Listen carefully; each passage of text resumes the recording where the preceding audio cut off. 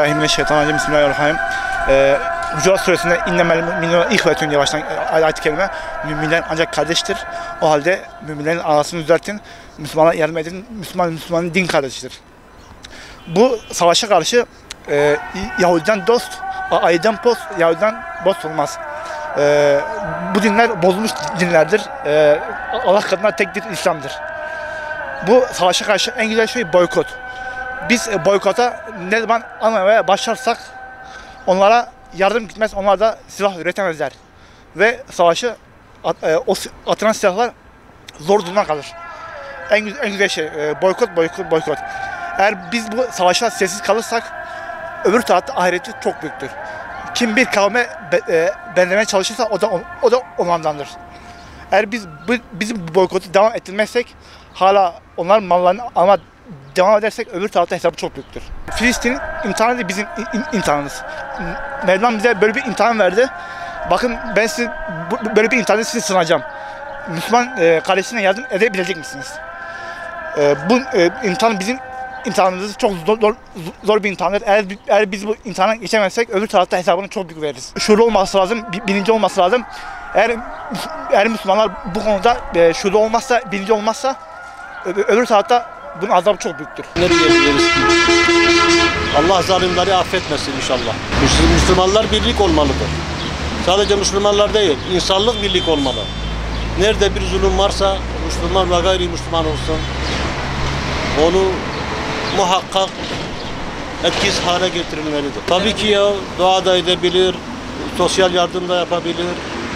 İnsanlık hali, insanlık namı. İstersen Yahudi olsun, Müslüman olsun, eğer mazlumsa onun zulmünden kurtarılmalıdır. Bu sorumluluktur ya. Müslüman olmasa bile, yani mazlum nerede mazlum varsa ona destek olunmalı.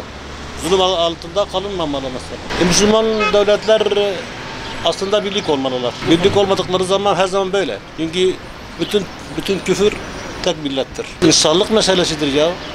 Çocuğun ne suçu var? Allah onları ıslah etsin. Yani onları da Allah yaratmış. Ama işte zalimlik yapmamaları lazım. Hazreti Musa'yı da bizim peygamberimizdir. Hazreti Musa'yı da seviyoruz, İsa'yı da seviyoruz. Muhammed zaten bizim peygamberimizdir. Yani onun bütün kitaplara inanıyoruz, 4 kitaplara.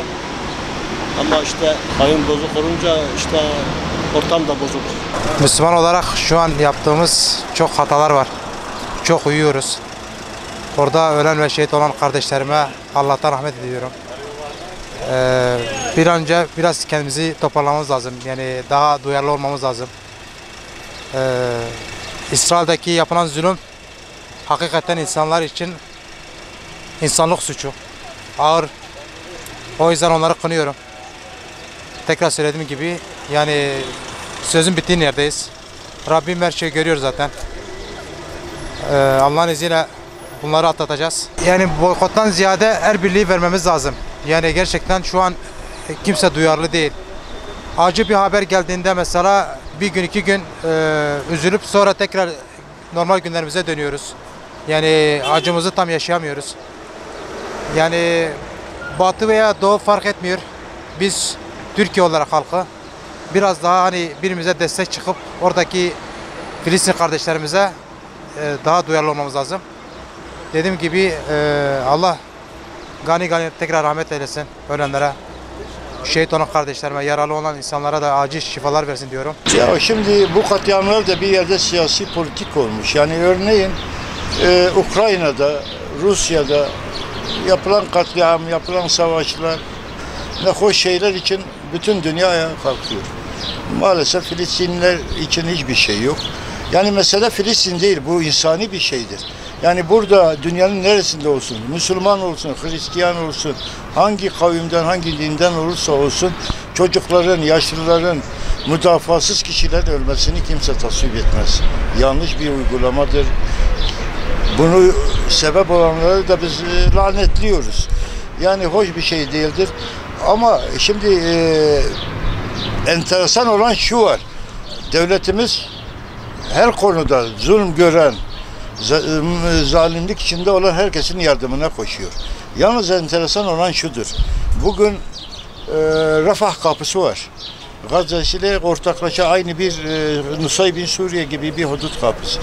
Mısır, Suudi, Katar, bütün Arap ülkeleri, Ürdün, hepsi Müslüman. Yani bir tek Müslüman ülke Türkiye mi kalmış? Niye yardım eli uzatmıyorlar? Niye ilgilenmiyorlar? Her şeyin başında başörtü biz oynuyoruz. Oynamaya da devam edelim. Ben hani yanlış yapıyoruz anlamında demiyorum. Yani buraya bir nokta koymak lazım. Her şey iyiyse alkışlanıyoruz. Kötüyse bütün dünyayı, Avrupa'yı, Amerika'sını, bilmem Rusya'sını karşımıza cephe alıyoruz.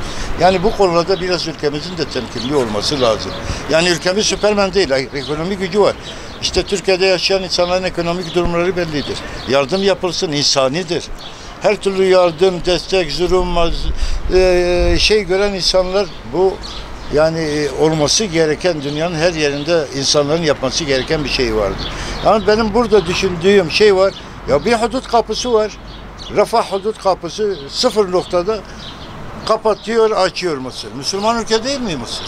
Ürdün, Lübnan, adı nedir? Suudi. Bunlar dünyanın en zengin ülkeleri. Niye başarılarda Türkiye oynuyor? Tamam oynasın, onlar da oynasınlar baba. Onlar da oynasınlar. Yani önce, şimdi bizim dinimiz de şunu diyor. Sen komşun açken tok yatman günahtır. Hayır değildir. Şimdi önce kendi milletini, kendi vatandaşını, kendi halkını doyuracaksın. Belli bir kıvama seviyeye getirdikten sonra nerede zalimlik, zulümlük varsa baş göğsüne onlara da yardıma koş. Bu bir vecibedir, bu bir dini görevdir. Ama ben milletim açken ben yardım yaparsam bunu da ben doğru tasvip etmiyorum. Tabii ya, insani olarak yapsın, politik olarak yapsın. Orada kimse tasvip etmez. Yani empati yap. Benim de orada çocuklarım aynı yaşantıyı içinde olabilirler. Eşim olabilir, annem, babam, kardeşlerim olabilir.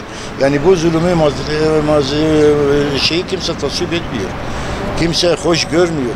Ama yani tabii bu biraz da devlet politikasıdır. Yani biz burada devlet büyüklerimize bir akılda bir şeyde bulunacak anlamda demiyorum.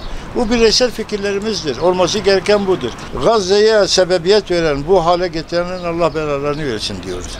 Buna layık değildir. Bu da politiktir. Yani şimdi Gazze bu hale geldi. Gazze'nin bu hale gelmesinin diğer politik şeyi nedir? Gazze bir stratejik öneme sahip bir Filistin'in önemli şeylerden bir tanesidir. Denizde sıfırdır. Politik stratejik önemi var. Yani bunun kasten yapılmadığını da söyleyemeyiz yani. Burada o çok çirkin ve kirli oyunlar dönüyor. Tabii bunun da semeresini çeken yaşlılardır, müdafasız insanlardır, çocuklardır, hastalardır. Allah yar ve yardımcıları olsun diyelim.